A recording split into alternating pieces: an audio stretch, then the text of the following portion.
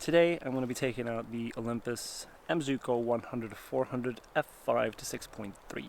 Now Olympus has kindly sent me this lens to try it out for a couple of weeks, and you can check out my upcoming review of this lens. Today though, we're going to be using it for some Tele macro and photographing mushrooms. Now in 35mm equivalent, the 100-400 actually becomes 200 to 800mm. It means that you can stand further back and get really close to subjects.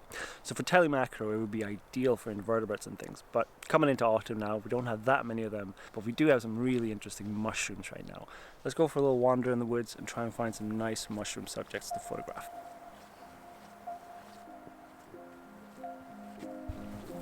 Now, this is a little bit of a difference for me. I'm used to looking up and listening out for birds.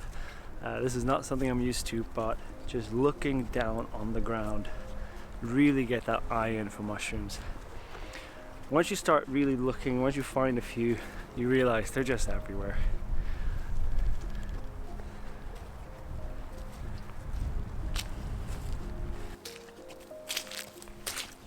Definitely not all of these mushrooms that look that nice. Some of them are getting a bit old and they're just not looking that nice for photography. So I'm just gonna have to keep walking and try and find those specimens that, you know, the newly fresh specimens that have come up. And ideally, I want them in a place where I can get my background further away, a place that's not so messy, a place that doesn't have loads of grasses sticking up and things like that. So a bit on their own, maybe preferably on a log or something like that, with a bit of moss around. That's what I'm looking for, but I haven't found anything yet, so let's just keep going.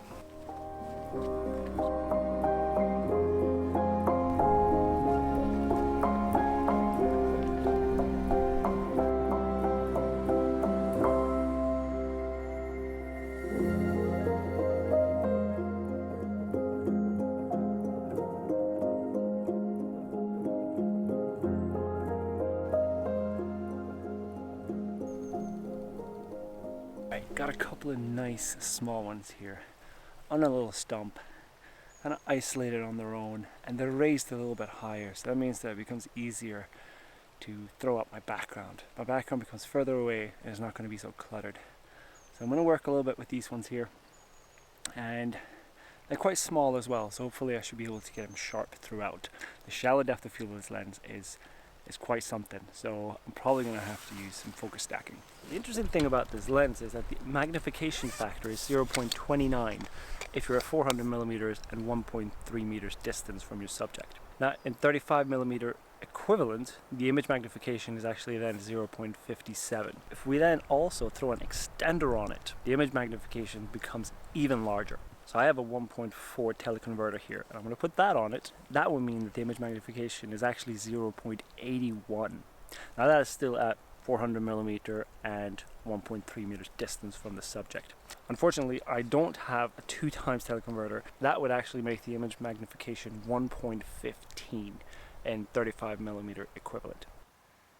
First angle I'm going to try is over here, and I'm going to try this one on the right side here.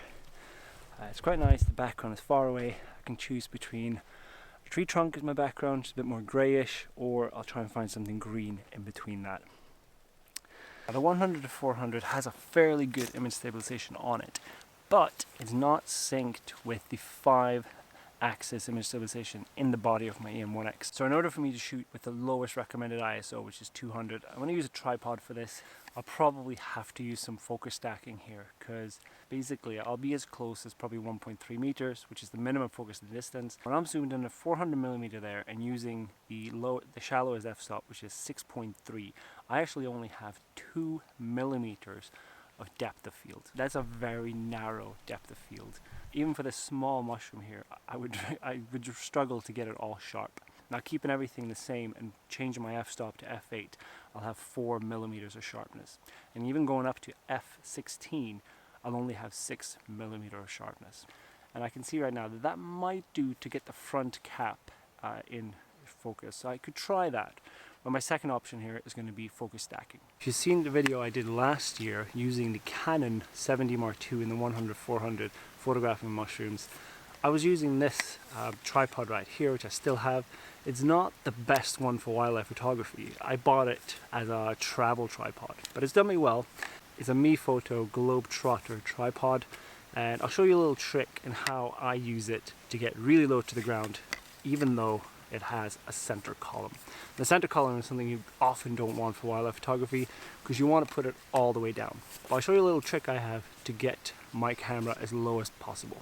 Now to do this, I'm going to take out the center column and I'm going to put it in upside down.